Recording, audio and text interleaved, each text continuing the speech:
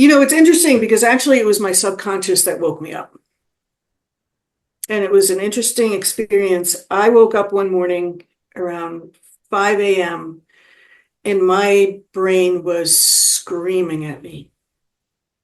And it was saying, get out, get out. It's not going to get any better. It's not going to be what you want it to be. It's never going to happen.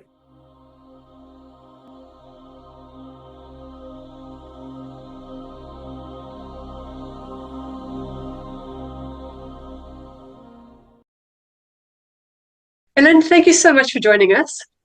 You've done quite a bit with your life, and I'm quite intrigued with what you've been doing. I don't like to share. I'd rather just let's dive right in.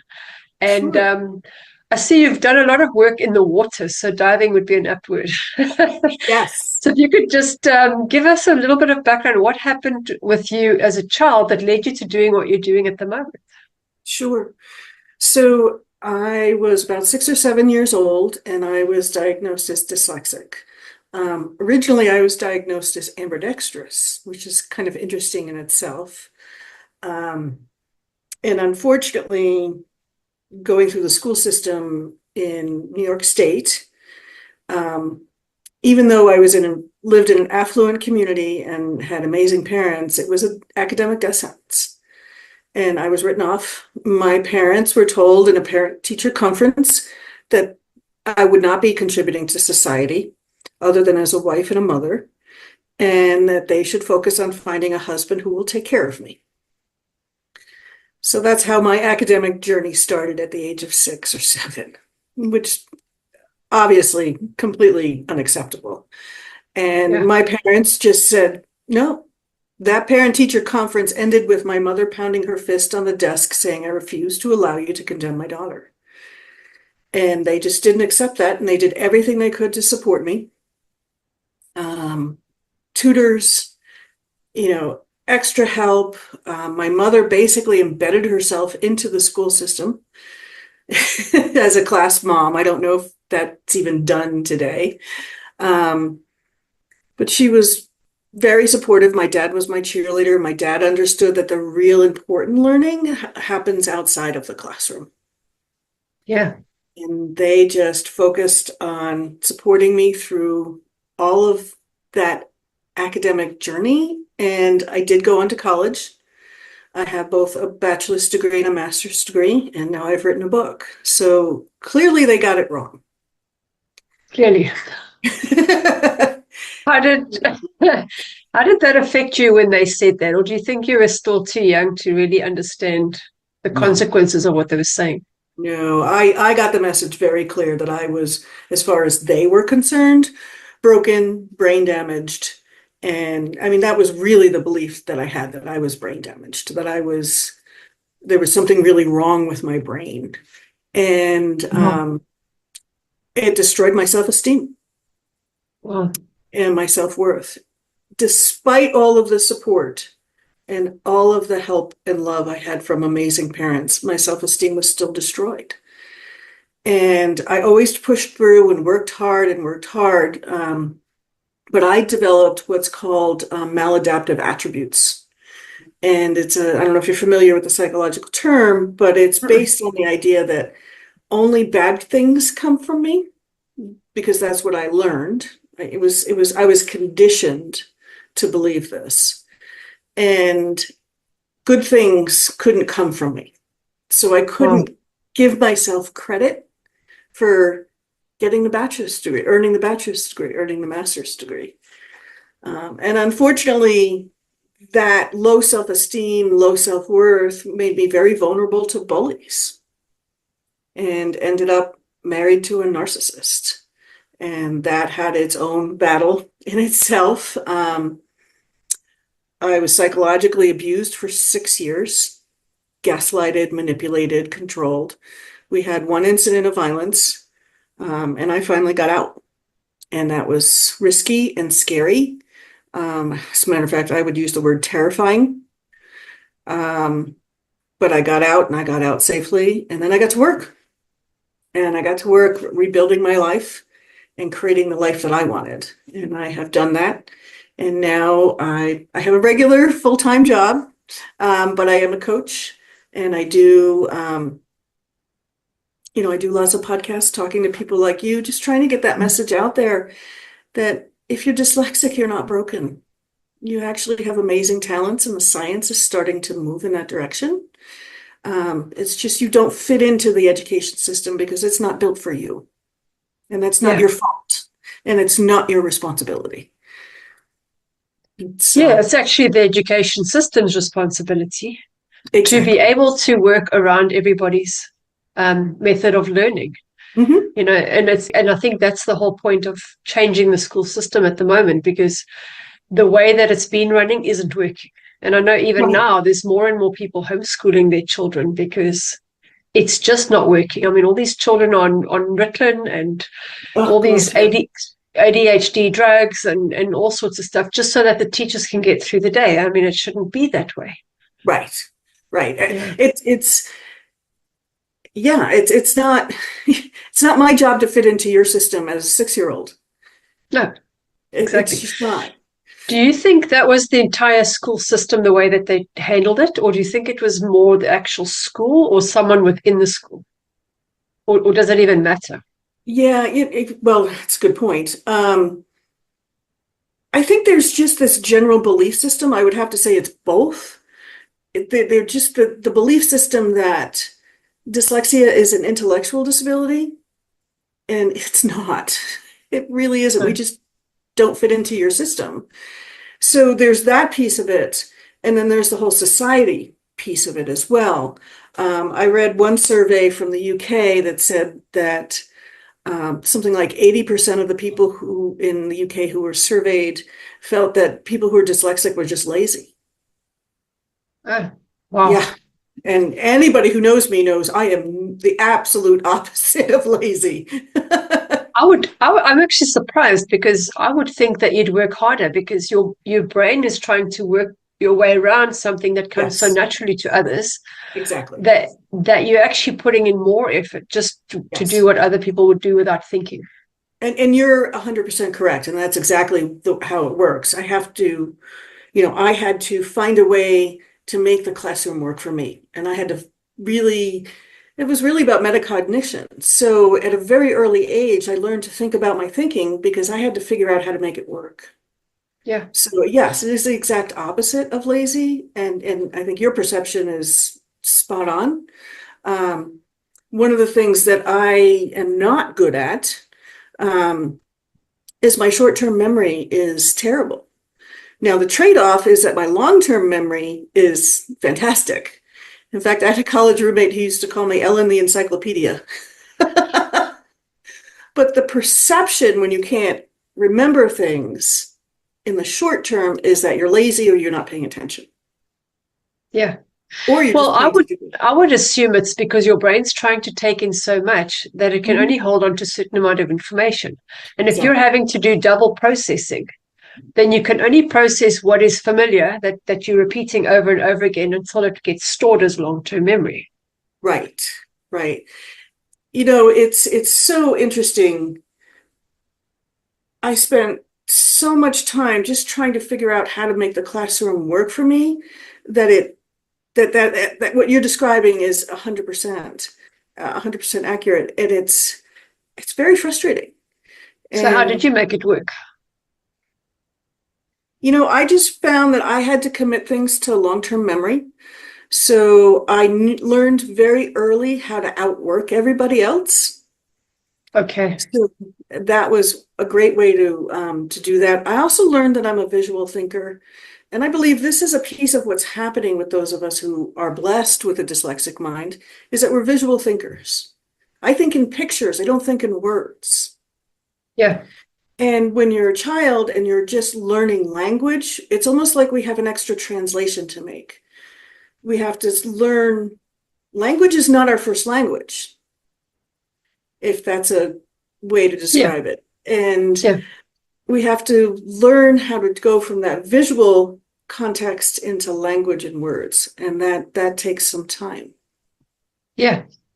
And also, it's not, it could also just mean that some people are developed in other areas sooner than other areas. So Exactly. we majority of 6-year-olds are at that level where they're able to put sentences together. You're more on the tactile side of things, Exactly. or the picture side, the creative brain.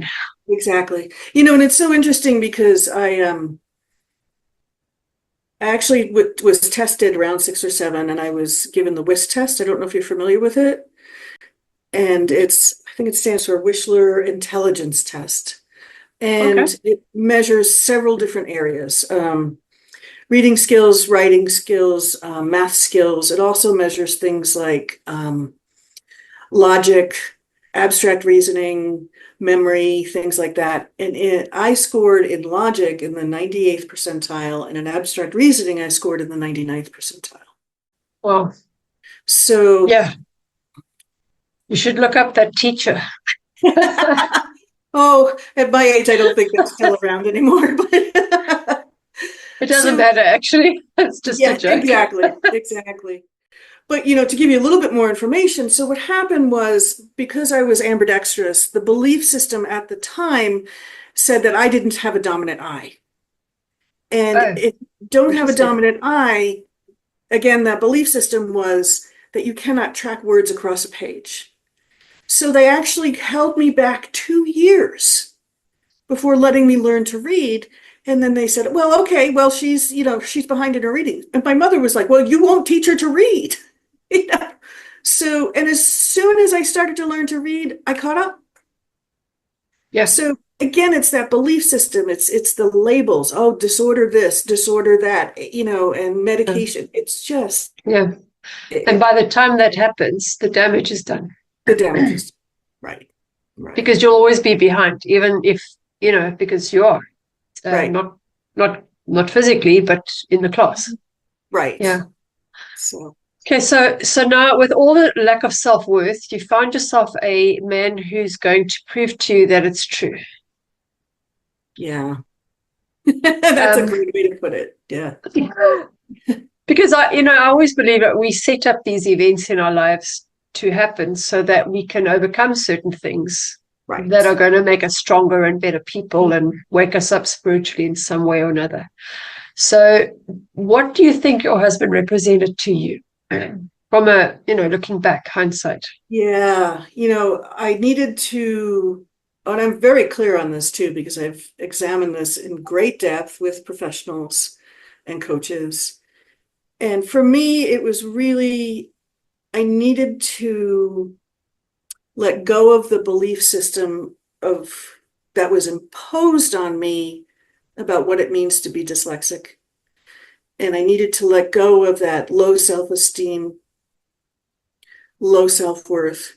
And the universe was just going to beat me up until I got there. Yeah, And I actually reached my surrender point, and I looked up at the sky and just turned myself over. So it really was a spiritual experience for me. And the moment I did that, things started to get better. yeah, And I felt connected with a higher power. Um, and that sense has just grown over time. I never feel alone. I feel like I was stumbling around in the dark for most of my life. And then I went mm, to work. I made a commitment to myself that I was never, ever going to be in that situation again. And I knew I had to take a long, hard look at myself to make sure that that didn't happen again. yeah, And I was lucky to have survived it once. And if I didn't, I knew if I didn't break the pattern or figure out what was really happening with me, that it was going to happen again and I might not survive a second round. yeah.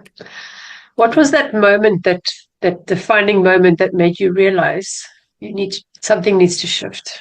Yeah, you know, I was actually driving at the time and I wrote about it in great depth. It's actually how I start my book. Um, I had just been to another interview where I was, you know, I ended up taking the job, but I was consistently underemployed. I didn't understand why. And I was just, I couldn't figure out what to do. I, oh, just find a job, just do this, just do that. And nothing was getting better. And I just looked up and asked for help. I literally looked up from my windshield driving and said, I don't know what else to do. So I'm just going to turn myself over to you and you tell me what to do. So, um, and I was in tears. I was desperate to heal and to move forward, and I didn't know how to do that. Yeah. And that was the beginning. Awesome. Yeah, Yeah, I think that people, unless you ask the spirit world for help, they're not going to interfere. right, But often we always look for guidance and people can't give you the answer. They don't know. They're not living your life. And so you right, think there must be somebody out there who knows better, who's been there, who understands, but they don't. And it's literally when you, I think, at that point where you say, I'm going to hand over control, right. that your life starts to change. Yeah, I've seen that happen quite a bit. That's So now you absolutely what went, happened. Yeah. yeah. So now you've gone and you've done martial arts training, you've done Mhm. all these different forms. Was that after you left your husband or was that still while you were with him? No, that was after I left. So, after that surrender point, I went to work with an amazing coach. Um, and that was really where my healing journey began.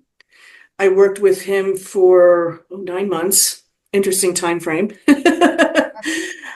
We worked weekly, and that was absolutely a game changer for me. Um, and then when I got to the end of that, I kind of said, okay, what's next? I felt better. I was just feeling physically and emotionally better, and I wanted to continue on that path. And that's when I stumbled onto Commander Mark Devine, who is a retired Navy SEAL, and he actually has a training program for civilians. And he's based in Southern California, and he has people who come and train with him remotely and in person from all over the world. I have made friends in Europe. I have a good dear friend in Singapore. So, and it's all through that community. And that's where I really started to dive into the martial arts training, the real physical training, the hardcore physical training, CrossFit. Um, and I have loved that program and I have just continued to learn and grow. Now, I have also worked with a therapist for, oh gosh, it's 2017, specifically on EMDR work, Mhm. to go after the trauma. And that's the way I take it on, is I take it on like I'm a warrior. And that trauma it eats up human bandwidth and it can control your life and it can make a person fall into that pattern of repeating, kind of going out with the same kind of person and or having a relationship with the same kind of person. And I knew I needed to deal with that. And the EMDR work has been phenomenal. It is a game changer. So I consistently do these things.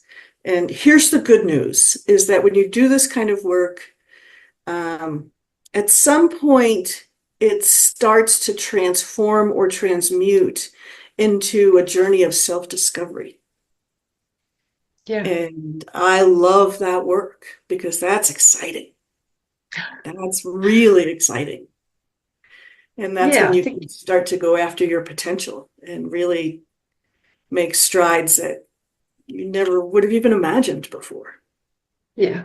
Because you've embarked on a journey of external adventure, but also Mhm. internal adventure, Exactly. discovering new places inside and outside. And I think that's actually an expression of the work you're doing inside, That's a you great way know. to put it. Yeah, I would agree with you 100%. I see adventure as a way to learn and also explore. Yeah. I have the explorer archetype, so it's very natural for me to do those kinds of things.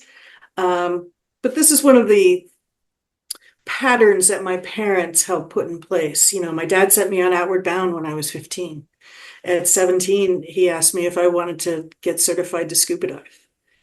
Okay. And yeah, Nice. I jumped out of my skin with excitement. I was like, wait, what? I get to do that? So, in But fact, yeah, you've done a lot of stuff with water. Do you think water is your element? Because you've learned skiing, you worked with the Navy Yes. SEAL. I don't know what else you did. I was going to ask you, what do they do in that Navy SEAL training? There, Mark's program is based on what he calls the five mountains. It's an integrated training program. So you're always working on the different parts of yourself. You're always working on the physical, the emotional, the mental, the intuitional, and then the spiritual piece of it. And the spiritual piece can be whatever that is for you. So he stays out of the religion realm. Yeah. So, um, you know, it's so that his training is based on that, and that includes a lot of the Navy SEAL techniques. So he has physical challenges. One of the challenges that I did was in-person event where we did what's called beach games, or surf torture is another name for it, where you're locked with your arms are locked with your teammates and you're standing there and the waves are crashing on your head and you have to hold on to each other. And you go from up to down. The waves will carry you down the beach. So I laughed all the way through it. I had a wonderful time. But to answer your question specifically, I grew up on the ocean. Okay. So my parents had a summer home on Fire Island, which is along the south shore of Long Island. And my dad was an avid fisherman. So I was piloting his boat at a very young age. He taught me about the ocean, about the weather, how to read the water, how to read the ocean. Um, to be aware of tides and eddies and sandbars and all of that that goes along with being on the water. And then as kids, because we were in that environment, you couldn't keep us out of the ocean. If my dad was here today, he'd say, we couldn't get those darn kids out of the ocean. Naturally. Literally, be like, they'd be yelling at us to get out of the ocean. So we were little surf rats. So yes, water has always been very comfortable. It's been a comfortable place. And that was one of the things that was so shocking to me when I did the training with Mark's program and we did surf torture, because I was so comfortable in the ocean and I looked at, to my left and my right, and everybody was like in agony and they had these grimaces on their faces and everybody was so uncomfortable. And I'm laughing through this because I feel like I'm 6 years old again. And then I realized, and that was a big wake up call for me. I realized, not everybody grew up the way I did. Not No. everybody was comfortable in the ocean. How would you describe your relationship with the ocean? Well, with water in general. Um, it's comfort. It's my comfort zone. I Yeah. understand it. I also respect the ocean. We have to respect the ocean because if you don't, it will teach you respect. Um, I know when to stay out of it, when it's really rough and dangerous. I think that's it. It's just comfort zone. It's very fluid, just like life. Um, I'm just very much at home there. Yeah. Yeah. Yeah, I think like the way some people describe water would be the way they would describe life. So Hmm. it's kind of just what you said, you're enjoying your life, you're adventuring, you respect it. Yeah. Yes, yes. So your relationship with your husband is now ended. What made you finally decide to leave? It's interesting because actually it was my subconscious that woke me up. And it was an interesting experience. I woke up one morning around 5 a.m. and my brain was screaming at me. And it was saying, get out, get out. It's not going to get any better. It's not going to be what you want it to be. It's never going to happen. Um, and that's when I reached out to my parents and asked for help. And I started planning. Um, my mother was adamant that I go see an attorney, and I did. And that was wise advice. And I have to say that attorney woke me up. She really got me to understand that I was in serious danger, and I didn't understand that. And she was adamant that I just leave, do not tell him, take what I want and go as soon as possible. And that was frightening. It was very frightening. And I knew she was right. Mm. So I started planning and I started packing things up, things like important paperwork for, like tax information, things like that. Um, I hid things in the back of the closet. I shipped boxes secretly to my parents' home. And then I just waited. And I waited for an opportunity to leave when he went to work. And I took my two dogs and left. And I left 99% of my belongings behind. And Yeah. I didn't care. I took important things like pictures and photo albums and some clothes, but 99% of it I left behind. Yeah. Yeah. Maybe that's a good thing that he didn't feel the need to come after you because you'd taken stuff, Hmm. which isn't important stuff. It is at the time. It just gives you comfort, but it's stuff you can replace. Right, right. The only things that really mattered were, kind of pictures and family heirlooms and things like that. That's the only things that mattered. The clothes, they could be replaced. Yeah. Yeah. You're lucky you got a lawyer that was so um, informed about that kind of relationship because many aren't. And I've heard a lot of stories where the lawyers actually start believing that the narcissist is telling the truth, Oh gosh, and that's they just, terrible. and I think the law is also behind. They're also that institution like this old school systems. Mhm. So, what would you say to people that are in a relationship and they want to leave? Because you did the right thing. You planned it. Yeah. You put important stuff away. You waited for the right time. What advice would you give to those women and men? First of all, don't tell them. Yes. Don't, and reach out for help. I was fortunate I had family that could support me, but not everybody has that. Yeah. Um, there are hotlines, and I know in the US here we have a national abuse hotline that people in most states in the US have hotlines. They are professionals, they are trained, and they can help you. Um, don't necessarily listen to naysayers. Sometimes people can have the best intentions and they say the wrong thing. Yeah. So getting professional help from people who have credentials is really, really important. Um, my mother said to me once, you know what, you're our daughter and we will always help you. And again, not everybody has that. And now my parents have both passed away so many years ago. Um, but I don't know what I would have done without them. I mean, I would have still left, but it would have been a lot harder and a lot scarier. Yeah. So, Absolutely.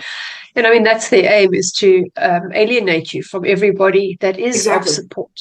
So, Mhm. so it's not even to let them know you have support because they will Right. sabotage it. Yes, they will. And they're very good at that. Narcissists are really, really good at what they do. They're really good at gaslighting. They're really good at manipulating and controlling. Yeah. I mean, I came out of that marriage and my head was spinning. I didn't know which way was up. Mm. So, And how long did it take you to feel like you're back? I wouldn't say back because you've kind of experienced that lack of self-worth for such a long time, but back to right. feeling like you've got this, like you've got a handle on life. Yeah. It was a very, very slow and gradual process. I would say it took a good 3 years for me to really start to feel better. Mm. Uh, but as soon as I took that step and made that spiritual connection, things started to get better, even though it was very slow. My book really chronicles a 10-year journey. Hmm. Um, but that's really from leaving to really thriving. And there's a lot that happened in that time frame. Um, it takes time. I think it needs to take time because you can't go from being traumatized to heal the next day if you could snap your fingers because your brain would just not be able to handle that. No. Um, it just doesn't only takes time. Yeah. Um, and like I said, it becomes healing still continues, but it turns into thriving too. Yeah. So So tell me about your book that you've written. sure, just You have quite hold an on. interesting name for Yes, it. actually, my dear friend came up with that name. Oh, So nice. we were skiing in Vail, and we were in Garfunkel's, which is a pub right there in Vail Village, and I had this list of potential um, titles, and I was like, "Oh, Sarah, I'm struggling with this. I don't, you know." And I started to read her the list, and she's like, "No, no, no," and then she's just blurted out, "How about disempowered with the DIS crossed out?" And I went, "Oh my God, that's it." So, but to answer your question, my book really chronicles a lot of information around my childhood, what it was like to grow up dyslexic, how poorly I was treated, actually written off. Um, but I talk a lot about adventure and how I learned from adventure. I talk a lot about Outward Bound, growing up in on the beach in the ocean, and how important all of those adventures were for the future. They laid the groundwork for me to get where I am today. Yeah. Um, and then I talk about how, um, it just how I ended up in the marriage I was in. And I do talk about the abuse in some really specific ways. It was really hard to do that, but I thought it was really important. I make myself very vulnerable and I'm very authentic throughout the book. Um, And then towards the end, I talk about the training I did with Mark Devine and also some coaching and training that I've done with a retired FBI agent. Um, his name is Dennis Stoica, and I did some very intense self-defense training. And you mentioned in the beginning of our conversation about strangulation, women being Yeah. strangled. One of the things he taught me was how to get out of that. Yeah. Good. And if Yeah. you know how to do it, it's very realistic. Um, I also, one of the other things too that I talk about is um, experiencing the gray zone. And when you talk about the law and how the law it isn't really caught up with abuse and what that really means, the night that my ex-husband assaulted me, I actually slipped into what's called the gray zone. And the gray zone is when all conscious thought shuts down and the reptilian part of our brain takes over and you're in pure survival mode. Hmm. And I interpreted that as a loss of control, which is absolutely incorrect. And I think this is where sometimes the perpetrators end up dead because the woman has been so abused, so beaten down that you get to a point where the reptilian brain just takes over, and that's when you fight back. Um, but being coached by somebody in law enforcement really was helpful because he helped me to understand that that is a survival instinct and it's not necessarily something I can control. So that was Yeah. really important to have that discussion. Yeah. And I think that training you did with a Navy SEAL, having to combine the mental with the physical, all Mm-hmm. of that plays a role. It's not just one-sided. It's not just mind over matter or, just Right. keep calm and think straight. If you've actually got tools, you've got a better way of coping and knowing that you'll get out better on the other end without sacrificing yourself or, you know, Right. killing, And giving that, yourself to. oh, go ahead. I'm sorry. No, I was finished. No, sure. So his program is full of tools, but the biggest thing that I got out of working with him and doing the martial arts training was self-confidence. Yeah. Uh, it's really about the self-confidence, knowing that I can handle a situation. Yeah, and I think that training you did with a Navy SEAL, having to combine the mental with the physical, all Mm-hmm. of that plays a role. It's not just one-sided. It's not just mind over matter or, Right. just keep calm and think straight. If you've actually got tools, you've got a better way of coping and knowing that you'll get out better on the other end without sacrificing yourself or, you know, Right. killing, And getting that, yourself to. oh, go ahead. I'm sorry. No, I was finished. No, sure. So his program is full of tools, but the biggest thing that I got out of working with him and doing the martial arts training was self-confidence.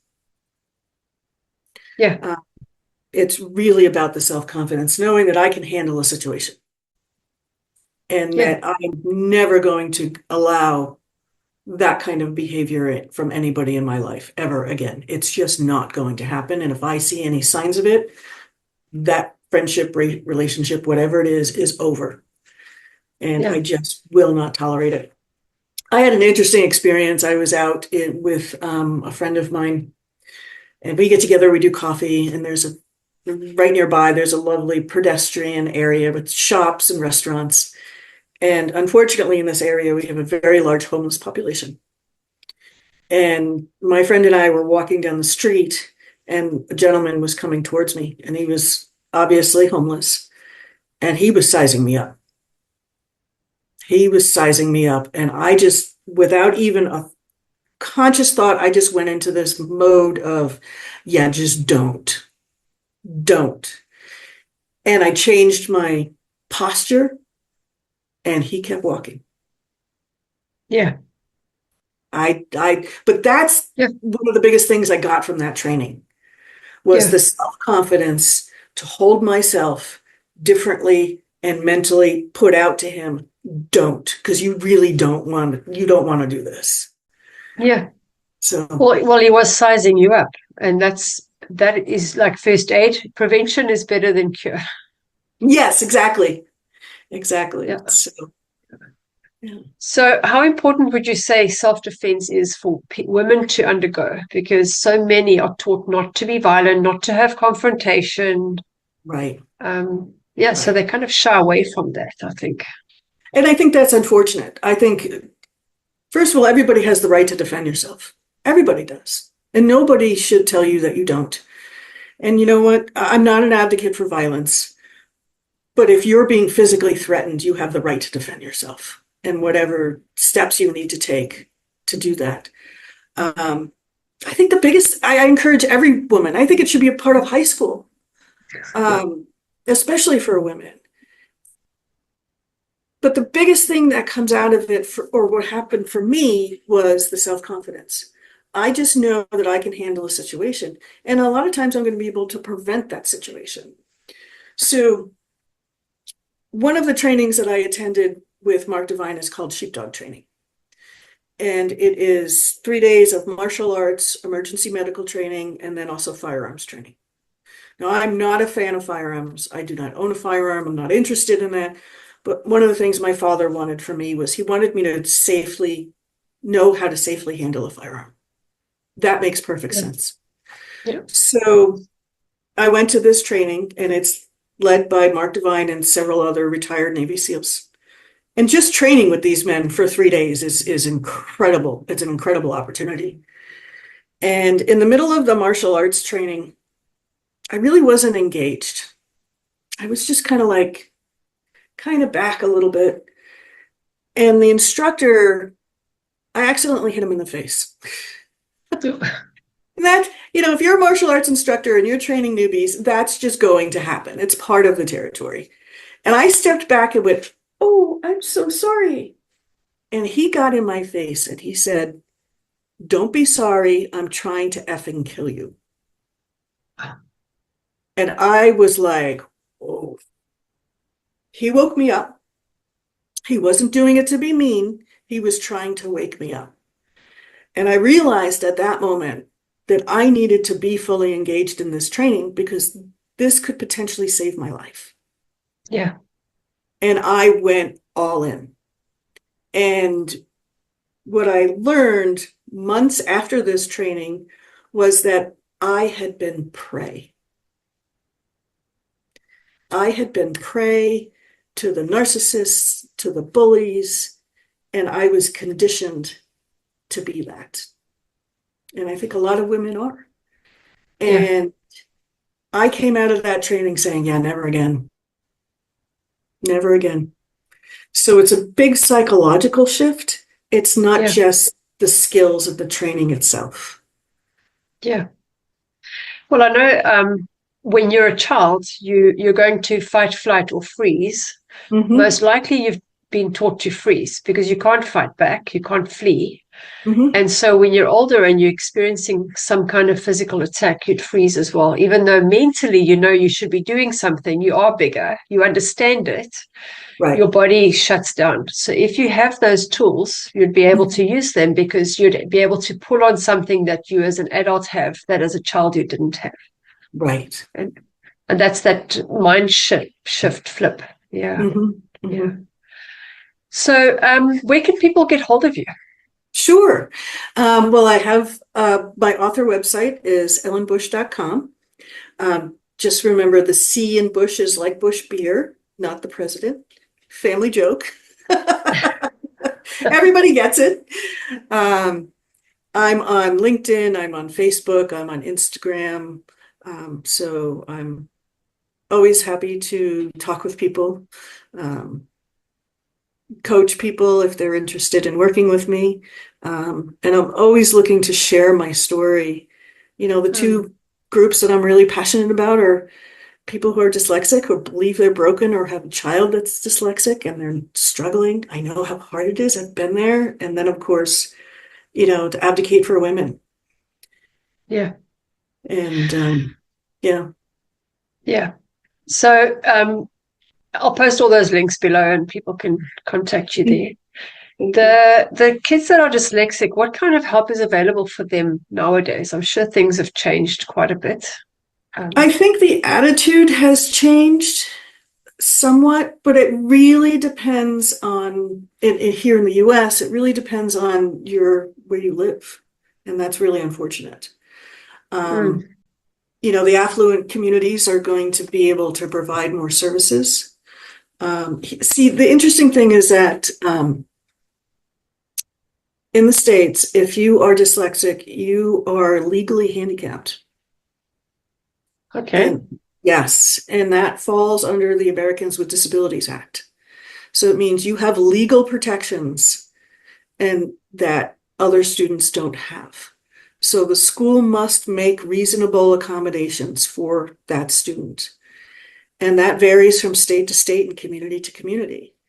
Um, there, I do know of one school system. I will not name the state or the person who I talked to about this, but this person works in the school system, and this particular school system will not test students for Uh, because once that child is diagnosed, the laws come into effect, and a lot of schools don't have that these children need. yeah. And then there's school systems, you know, like here in Colorado, I know one particular school system is actually publicly talking about just automatically screening all students for dyslexia so they can get the help that they need right away. So Yeah. it's just either ends of the spectrum. Um, the research that I have done, I have found that the UK seems to be the most advanced and the most understanding. Um, but it depends on where you live, and that's unfortunate.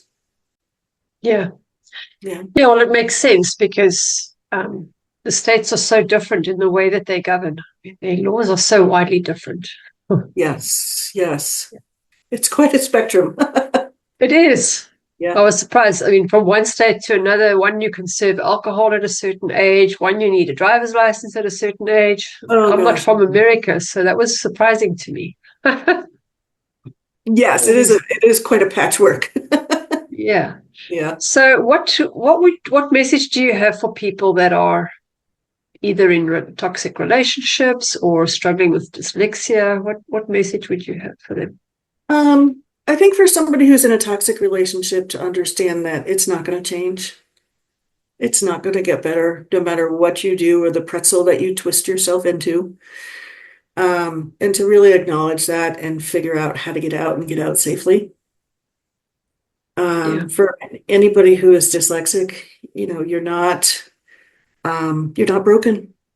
As a matter of fact, you're extraordinary. You just have talents um, that you're just not realizing yet, and abilities. And like I said, the science is certainly going that way. But I think the most powerful message is to keep moving forward and not give up on yourself. Um, Yeah. this is something that the Navy SEALs are really, really good at. They don't quit. Um, because when you quit, the naysayers win.